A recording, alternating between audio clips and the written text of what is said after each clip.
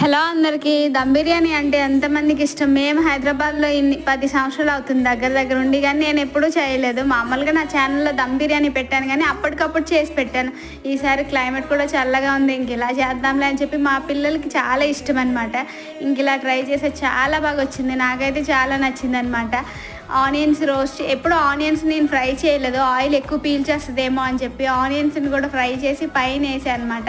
Chicken పక్కన పెట్టుకొని ఉడికించుకున్నాను. ఇంకా దానికోసం అయితే రైస్ ఉడికించడానికి హాఫ్ బాయిల్ చేయాలి బాస్మతి రైస్. దానికోసం ఒక పక్కన పెట్టుకొని రైస్ కూడా బాయిల్ చేసుకొని చికెన్ ఉడికాక రైస్ పైన వేసుకున్నాను. పైన వేసుకుని దాని మీద ఉల్లిపాయలు, కొత్తిమీర, పుదీనా వేసుకున్నాను. నెయ్యిలో పసుపు వేసి కలిపితే కలర్ వస్తుందంట, నాకు తెలీదు. ఎందుకంటే ఇంతవరకు నేను ఇలా ఈ ప్రాసెస్లో చేయకపోవడం తెలియదు అనమాట. ఇలా అయితే మా బిర్యానీ చాలా బాగా వచ్చింది. వీడియో నచ్చితే లైక్ చేయండి, షేర్ చేయండి, సబ్స్క్రైబ్ చేయడం మర్చిపోకండి. Thank you.